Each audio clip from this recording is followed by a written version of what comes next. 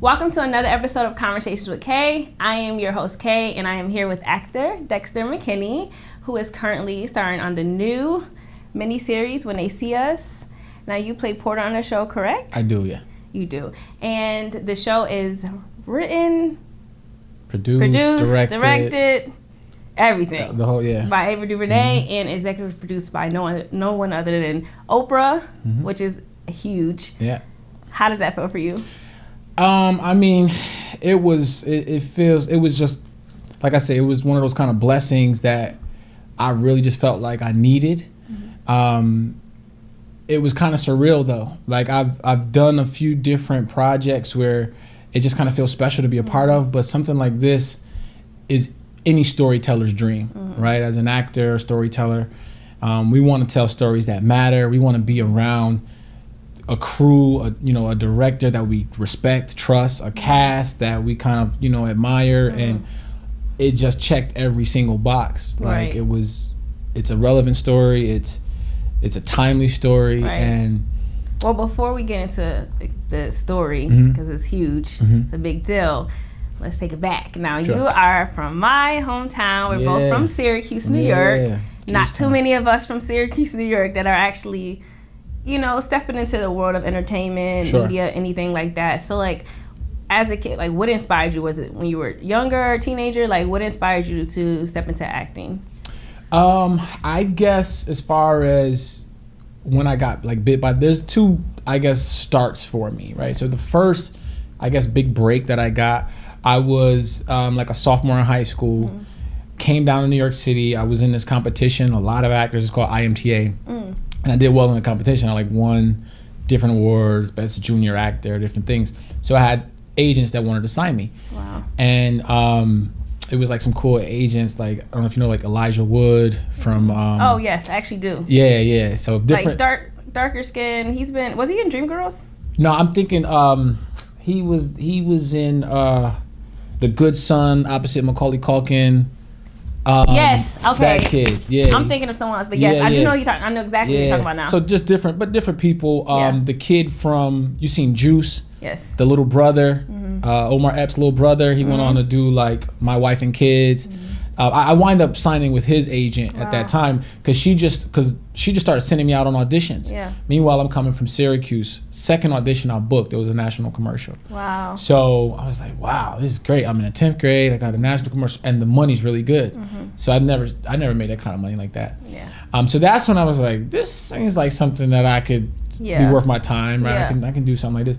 But from the acting standpoint, that happened when I was in like elementary school. I was at Ed Smith in Syracuse, and Ed Smith. It was great. Yeah, I was in like a show, but I was I wasn't cast in. I didn't have a part. I was just one of the kids. Like second grade show, third grade show, and the kid and one of the kids that was, so the show was Pinocchio Don't Smoke That Cigarette, and this kid played Cyrus. It was what? So it was basically a show. They were trying to like talk us out of smoking cigarettes. Funny enough, that commercial I did was like a don't smoke commercial. Philip Morris youth prevention smoking commercial. Right. So the first play it was called Pinocchio Don't Smoke That Cigarette. And this kid, man, he was just so brilliant. Like, I don't know how I reckon. I mean, he got the part. He was the lead, so other people saw it. Right. But I just knew like he was just special. It was just something about it. And he had this. He played Cyrus the snake trying to get us to smoke. And he just had this laugh, like this villainous, like ho, ho, ho. Like it was just crazy. So that got my attention. But then the next year, another friend of mine, he ain't say nothing. We was in lunch every day, and then we was going to a field trip at Henniger. He was in Peter Pan. He was one of the Lost Boys flying around the stage. I'm like, yo, you ain't say nothing about you was no lost boy. And the world you were inspired. It captured me. I'm like, man, I want to do that. Like, that's so good. I feel like, again, knowing where we come from and understanding, like, a lot of us are first generation students, and and our families, understanding that we're a lot of first everything. It's great when you can find yourself that young and kind of identify with something that young to like get a grasp on yourself and who you are. And I feel like with I don't know too many actors from Syracuse. And then you went on to go to Syracuse University, which is huge. I know a lot of people were like, when I was in high school, it was like, I'm not staying in the town. I'm not staying in the town, but you made a wise decision. And I feel like looking back, I wish I would have did the same. But Syracuse University is like honestly one of the best schools. How was your time there, and do you feel like that kind of helped catapult you into acting even more? I mean, it was great. So So I'm from the South Side, Syracuse, right? And I'm from the East Side. Right. So I'm from the South Side, but I always went to school on the East Side. Yeah. So I used to hang out on the hill. Yeah. I used to be in those circles, right? Like street stuff. Yeah. People that don't know, in Syracuse, aside from the cold weather and the university, I grew up on the South Side and some of the West Side. These are the worst condensed poverty neighborhoods in the country, and we've had that since before the year 2000. So at my doorstep, everything that comes along with poor black and brown people with no resources was right there. And so I always kind of had to balance in between two worlds, and that was one thing that almost got the best of me. Like I was always a kid. I would I would hang out, I'd be on the block, but I'd go home and do my homework. I was always into school. I always wanted something more. I didn't want to be out on the block forever. Like I wasn't the guy that was gonna like be shooting at you, but I'm with people that you're gonna shoot at, so we getting shot at. So I was around everything, and my friends were really in it. But I kind of was like, I don't want to be going to jail and nothing like that. I stayed out of all of that stuff until I got to college. Being at Syracuse now I'm the plug. Yeah. Like, we can go to South Campus, go to the party. Yeah. Dexter up in there. We got all my friends want to stay. I let them stay. I had a friend come to me with some crazy stuff. I started doing crazier stuff because now I felt like, I think it was like survivor's remorse. I think it was like, I still have all these like really hood friends that like, yo, Dex, I need you to help me go do this. I'm like, the townies. Yeah. As they would call them. And people would say, don't mess with the townies. Yeah. But, I got in like a little bit of trouble. Like I actually came down to New York City, got arrested. We got into a crazy fight. So I got arrested in here. I was in the jail for a few days. Went back home, got arrested. So I was kind of like balancing like, well, what am I going to do? I didn't come to school to be getting in trouble. Right. So once I kind of got some good lessons and good conversations from mentors and people that cared about me, I was like, all right, I need to focus. This is an opportunity that I'm about to blow. Like I basically had like a full scholarship. Wow. Oof. Yeah, and I wish. Yeah, so but it was just like I was throwing it away, and then something, it clicked finally. Jail was not. I used to go like I've been to like Scared Straight. So like I said, I was always around those type of people. So people thought, oh, he gonna be a thug. You know Scared Straight? Yeah. Yeah. So I used to go like Auburn Max. Yeah. Max security prison. They always pick on me. Like it'd be like 15 of us. Wow. And I'd be, oh, you the one. You gonna be my little girlfriend. Like really disrespectful stuff to me. And I'm like, whatever. This is a program. Like I ain't tripping on nothing you talking about. But when I actually went to a jail, it was like, oh no, absolutely not. These dudes is way too comfortable in here. They rolling up in the pod. It's the COs, the correction officers, like, what's going on in here? I'm like, oh my gosh, like they too much. It was too much. And you were able to kind of use those experiences as a way to like not like you basically were like, okay, I'm not gonna become a product of this environment. I'm going to do the opposite. I wasn't. I mean, it was funny because a good friend of mine, I came to him, friends making money, dressing nice, always having a pocket full of money. I came to him on some stuff, and he was like, listen, bro, you ain't go to college to be. Yeah. And it always stuck with me, like, because I had other people that just didn't know me at all, but knew I went to Syracuse and was like, oh, well, you can go to, these frats, like they spending money. We can use you as our conduit to give money. And I was like considering it. Yeah. But it wasn't anything I was ever really good at. Yeah. I was too nice and just like. Yeah. So I was fortunately able to kind of focus, and then things clicked for me. I started traveling, studied abroad, and I just started getting focused. Right. So, I mean, I'm excited to hear about your start because I feel like a lot of people can relate to that, whereas they feel like they were lost and kind of like trying to figure themselves out. And it's ironic that you grew up in that environment, so I'm sure you can relate to the stories told in this movie. Well, I'm sorry, in a mini-series here. And as I watched it, because I'm almost at the end, but it was a very, to me, it was like a very, I was a little shooken up by it, just because I feel like, you know, for me, like when I first seen the Khalif Border story, which was just last year, and I didn't know anything. I was not educated on that story at all. I actually really was affected by that a lot, and I felt like I was connected to him in some ways, and it really took a toll on me. So I thank God I seen that first, because then when I did become aware of the Central Park 5 story, as they would call it, I was like, I think I was a little more prepared emotionally for what was to come. So watching this was like, all right, emotionally, I was like, I'm ready to see and and understand this a little more than I was at the time with watching that story.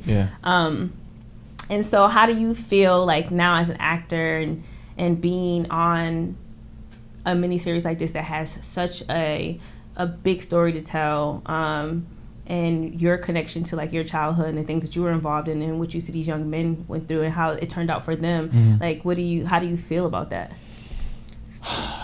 That's heavy. With the Khalif Browder story, so when I came down to New York and I told you I got arrested, it was a fight. Like I was here with my friends. I had just started going to SU, so now I got all these New York City friends.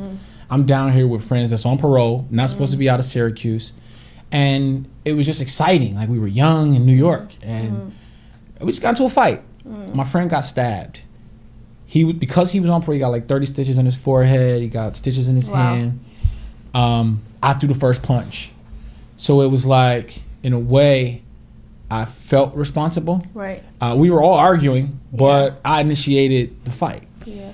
And he's just like the coolest, funniest, jokester type of guy. But because of where we come from, because of the kind of crowds we were caught up in, he'd been in and out of jail. And case in point, we got into a fight. He went to jail. He went to Rikers Island for a year, where Khalif was. And so for me, watching that story was tough, because I'm imagining my friend like in these same places. I think they're gonna close that facility. It's so bad. And that's like the thing about, to me, where we come from. I've seen some of the most amazing people in that same environment. Brilliant. Some of my best friends went on to be franchise players in the NFL, be like big Wall Street guys that when I was sleeping on his couch for 2 months because I had just broken up with my ex-fiance. Things didn't work out. He could have gave me a job. I would have been making 6 figures. He's given at least, like, no cap, 30 people 6-figure salaries right now. You go to Wall Street, the bull's right there. He's got the big office. You can get your job. And so that would have been an easy, like, man, it's, because I kind of broke up with my ex-fiance. A lot of it had to do with me pursuing my dream. So now I'm in a position where it's like, damn, I really kind of need to make some money. And he just was kind of like, nah, this ain't really what you do. I mean, this will be here, but this ain't what you do. Do what you do. Right. And just having those kind of people, since they were kids though, in my life, and I draw on that to this day. Like they're funny, they're witty. When I'm thinking of characters, I was thinking of 2 people from Syracuse that I know to play Porter. One named Porter, and another, close friend of mine. So all of that, that stays with me, and I realize that we got so much talent and so much potential, but it's just something about that place that. You're referring to Syracuse. I'm talking about Syracuse. It's hard. I actually, to kind of step in. Syracuse is, I loved growing up there, and I think it definitely molded me. But it's hard for me to go back. It's hard because I feel sad often when I go back, because I feel like it's a very stagnant place for a lot of people, and they don't really grow past a certain point. A lot of, and I'm not judging anyone. It's not coming from a place of judgment, but it's just it just makes me feel sad. As I progress in my career, or, seeing people like you progress in your career, it's not that many of us. It's a handful of us, I think, that are actually from there that I see and I recognize them actually doing things that are, productive, or really living out their goals outside of working a 9-to-5 or something that they really hate going to. And most of the time when I go home, I can't resonate. The conversations are very dry and short because, they're still stuck. And it makes me sad to see certain stories, and I feel triggered watching things like these. Because I have a brother who was in a situation like this. So it's triggering to see, we come from things like this. Black men in Syracuse really, they are penalized more, and so to see you make it out and do stuff like this is amazing. And now playing Porter, can you tell me a bit about that? Yeah, I mean, again, like I say, it was, well, first of all, it was just a dream come true. You grinding and you focused and you're like, hopefully this and with this business you have to have a thick skin because there's a lot of like yes or no yes, oh sorry, we're gonna go another no maybe no, so you have inconsistent. It's just like a lot of rejection, so you build up a certain thick skin, and then when your victories come, it's like you hope it's like the kind of victory that you can really say, you know what, I'm on the right path, right? And to me, that's what I was kind of indicating earlier about just like those kind of things that make you feel like, okay, I'm doing the right thing, because all of a sudden you walk into a room, Ave DuVernay is right there. And she's like, I saw you, and I picked you and I like what you did. And she's running this huge set, and it's like the biggest set you've ever seen. Like I've done extra work on big sets, so you kind of treat it like an extra. But this, you weren't an extra this time. Not this time. Is bigger. This was like, so the way it works is kind of like there's like an A team and a B team. So it's like the B team kind of comes in and they'll sit here, make sure the lighting's good, and then when it's time to rock and roll, the A team come and everything is the lights set, everything's good. But she even, and it's not like I wasn't like one of the lead characters, but she still looks at you and like makes you understand that you're an important piece. Exactly. Like we need you to, and that's one of the things that I think people will take from this is like every piece is on, and that's what you feel. Even at the premiere, it was like, Ava comes into the room and everybody's there. Everybody in the whole project, people you've seen on TV your whole life and on theater and films your whole life.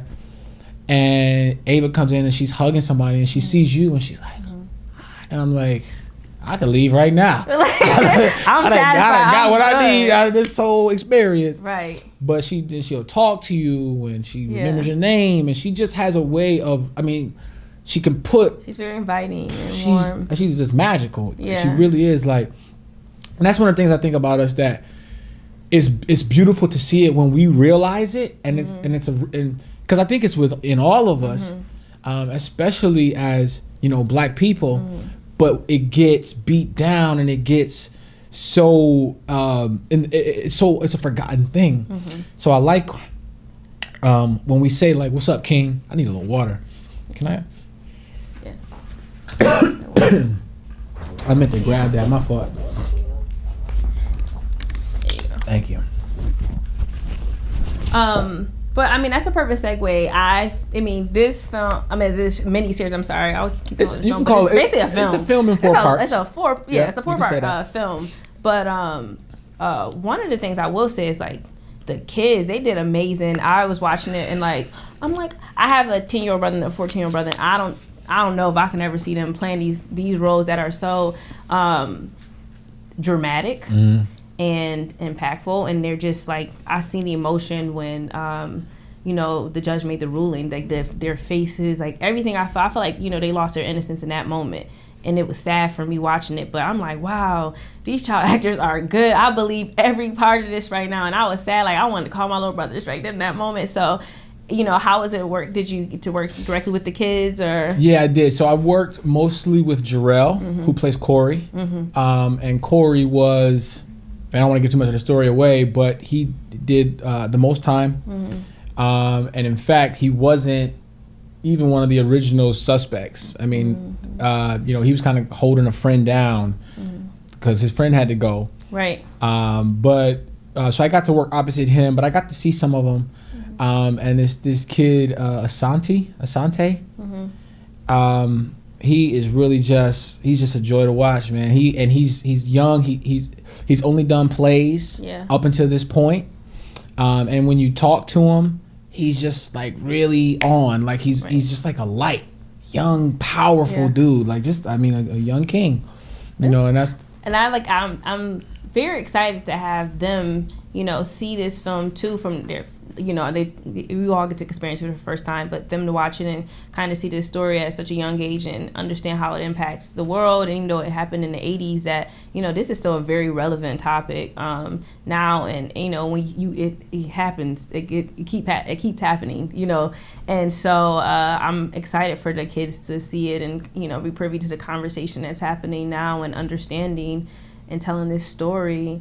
Not to sound all sad, but I also want to know like what's to come for you. Like, this is Netflix, so I feel like Netflix is like the new thing. And I feel like a lot of people attached to Netflix aren't. Now you have some A-listers. Or at first, I feel like when they were going to Netflix, like when Will Smith did Bright, I think people were questioning it. It was like, why would he do Netflix? Right. It seems beneath them. Right now.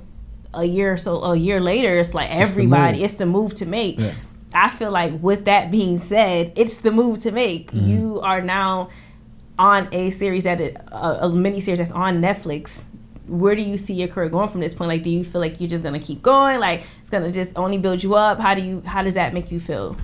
I mean, for me, like I say, it's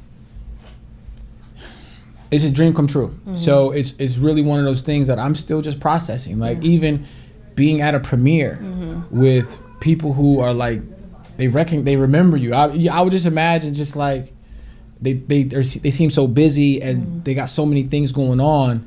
This is just like another project, but you talk to them and it's like, this is the most important project I've ever done. And that's what Josh Jackson said to me.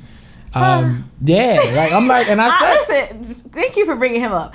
I love him. Mighty Ducks. Yeah. Dawson's Creek. He, in my eyes, he's like a legend. So I got really excited to see him back on the screen. I mean, I know he's been working consistently, but I haven't really been tuned into a lot of those projects. But I was so happy to see him in this film. And it was, to me, very different than a lot of other roles he's played. And I was just ready to see him in action. He did a great job. Were you like a fan of him when you were a kid? Mighty Ducks? Like, I love the D2, the Mighty Ducks. The Flying V. Come on. And so I talked to him about it. I was like, yo, you've been in some stuff though. He's like, listen, from top to bottom, you got jurors and people that are getting paid like $99 a day that are just spot on every time. And that's like the magic of what Ava can do. She can bring together the big names and pluck out the people that people don't know. Right. And it kind of juxtaposed, but they come together and it's just magic. And so it was kind of just cool to hear him say that. Like I was asking him at the after party. The after party. Yeah, yo. The whole thing, the way that whole thing happened was pretty crazy. But, you're just in there and people are nice and like happy. And I was like, yo, so does this get, I guess, old? I mean, is this still fun for you? Yeah. Because I've been watching you since I was a kid and you was a kid. Right. And he's just a cool guy. We actually like pretty much shut the after party down, went out again to Brass Monkey or something. Just call me next time. Yeah, we was chilling. He was cool. I'm gonna be real lame though, because I'm like, oh my gosh, like I'm gonna be bringing up so many Mighty Duck references. It's ridiculous. He's regular guy. I know everybody says that, but he's really just down to earth regular guy. That's good. I mean, like you're aligning yourself. Like that's the most important part right now, is that you're aligning yourself and you're like really. This is it. Like we're going up from here. That's the plan, and hopefully it's God's plan. You get to sit down with little folks like me first. First of all, you already know this is a home team situation. I'm proud of you. Like I'm glad you called. You set this up. Thank you. It's dope. I remember when we were on the ride and you was kind of giving me a little gist of what you do. So to kind of come together is really cool. It's funny. I was talking to your cousin recently, and I said, it's funny, I was in a really weird space when I met him, but his energy is what I remember. Like, you were just so positive, and I could tell I was in such a funk, and you kept trying to be like, and then when we got back in the car to come back to New York from Syracuse, you were like, oh, you still ain't happy? Like, that's just what I remember about you, and I think I really genuinely loved your personality a lot. I was like, wow, like, you talked about being Santa Claus, like, you were just so happy-go-lucky. I was like, man, like, you gotta practice that kind of peace and happiness. Like, that's different. And I really said that to her. When we drove home for Easter this year, and I was like, "Wow, he has such a good spirit about him." But then I was around your family, And I was like, okay. Yeah. Like, this is the second time around your family. Yeah. A little crazy. Yeah. They're a little crazy. Mama and auntie a little crazy. But I get why, like, you guys are all the way you guys are. And it kind of, I think you have like you're very charismatic and like just outgoing. And for me, I'm like, I feel like what's going to take you far in the industry because you have a genuine like energy. I feel like even me, like I said, I was brushing you off sometimes. I was like, man, I'm annoyed. Not with you, but just overall. That's and you just kept bringing good energy. I was like, wow. And I was telling you, I'm like, he's gonna go far. He's gonna go super far because of that personality. I think that right now there's a shift, and a lot of more people I think are starting to want to be tuned into whatever the platform is, to more authenticity. Like I feel like reality TV is making its way on out again. You know, even with blogging, influencing, people just want to relate. And I feel like that you want to always keep that about you. And I think that you're going to keep that about you, just being a very relatable, humble person. Just like you remember about Ava, you said, oh, she treated everyone. I feel like you're going to be the same. Like whenever you walk into rooms, people are going to remember you. So. That's really cool. I appreciate you saying that. You think I'm cool? Yeah, I think you're cool. I try to be, man. I appreciate that. I try to, go with the words, but so seriously, what do you have, like, what's next for you? Like, what's your next projects? What do people have to look out for you? Sure. I mean, right now, so I just got offered a show, a play, because you gotta specify Netflix, right? You want Netflix? It's a show, but it's cool. It's actually a workshop, and it's with this director that it kind of. So my first New York show that I did was with this director, and it was my first time around like New York actors, and I was just like, man, I don't know, because they were really good. And you know, you first do a play, you sit down and you do a table read or whatever, show whatever it is, you read the whole script and everybody do their lines. And I was just like, because I read for a couple parts, 2 parts in this play, and I'm listening to how he read the other part. I'm like, damn, I didn't think they do it like that. He all right, because sometimes it's like people go real hard in the table read and stuff like that. Casual already got the part. But anyway, the show did really well. We were in the New York Times. I got a shout out in there. Wow. Actually called me like the most charismatic. So it was crazy. Yeah, it was just awesome. And it started out as, I don't even think I belong. I don't even know if I can keep up with these actors. And it was just. So now it's like a full circle moment then. I mean, you know, the thing about it is, until you get to a certain level, like when you at that like Denzel But I'm saying Washington, like working with that same. Oh yeah, but that's a cool part about it. It's like you work with somebody, you build, and then 2-3 years later, it's like, oh, I'm working on this new thing. So we workshopped it actually a couple months ago. It's gotten a little bigger, so now we're gonna do that again, and we start on that tomorrow. This is exciting. Well, I'm excited to continue to follow your career, see where you go. I would like to. I'm a geek at heart, so I'm a Marvel head. I would like to see you in a that's what I'm talking about. Superhero. I mean, you could be the light skin Wakanda. No, something. Can we get the auntie or something? I do whatever you do. What? Come on, auntie. Hey, auntie. Angela Bassett husband. Whatever I got to do, you know. You could be the next villain, and usually the cute ones, that's the villains. You know, you gotta see how Michael B did it. Yo, I've been told I got a little Michael B energy. I would think so. I don't necessarily. I would think so. I'll take it. I feel like that would be something I think you would do great at. Is like I don't know, go into the comic cinema. Like that would be fun and different. Well, I'm glad you say that, because now it makes me want to be more. I didn't really grow up. I like X-Men, but I'm not a person that's like, I know all the difference between Marvel and Capcom or DC, wherever. Yeah, I don't. So they maybe don't matter. DC don't matter. Okay, yes, I know one of them is like the stepbrother or something, but I really don't know. Like, but the ones I like. Right. I do want to go see Endgame. I didn't get a chance to see that. Oh. Yeah, was that? You like that? Endgame is my heart. Yeah. So I must say, people who know me know I'm a Marvel head. Like, I didn't grow up on the comic books. That's the funny thing. It's just my love for film. And I'm a big franchise person. I love a good franchise, but I like when franchises are done right. Sure. And the MCU was done right. 11 years of greatness, 22 films, to just lead up to something so iconic like Endgame, and for it to do 1.2 billion in one weekend, the first weekend. Is that what it did? It did one weekend. And so for me, that, like, I'm very drawn to good storytelling through different genres. Like, I love Fast and Furious. People hate Fast and Furious, but I like the build up. I love, like I said, Marvel, MCU. Harry Potter was great growing up. I mean, people hate it, but I like Twilight.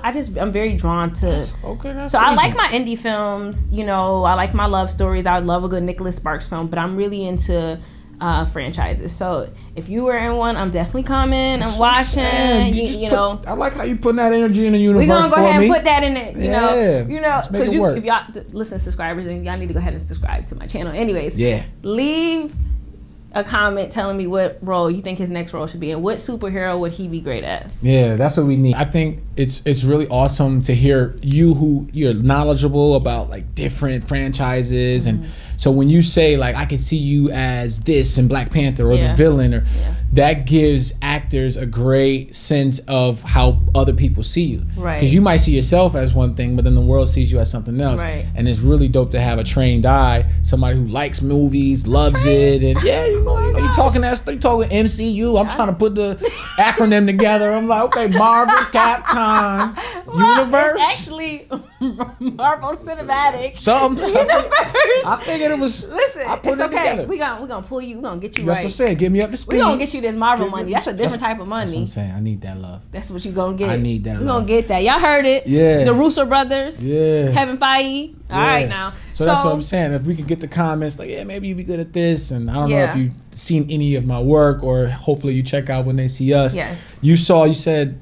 I'm like not even. I'm almost at like 30 minutes left of the part 4, so I'm pretty much seen all of it, and I love what I see so far. So good. When you came on, I was like, oh, there you go. Okay, there you go. So I'm excited to finish it off. Yeah. I'll give you my full review afterwards. Perfect. And I'm probably gonna watch it again. I was at work earlier watching this. I want to really focus, but.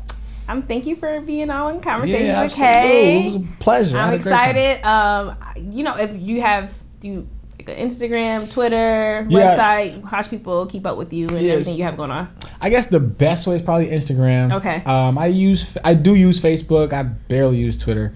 But just my name, so Dexter McKinney Jr. or at Dexter McKinney Jr. For the Instagram. I think that's the Facebook as well. I'm trying not to knock nothing over as I'm talking, because I see you looking. I'm trying not to break nothing on the set. You know what I'm saying? Oh gosh.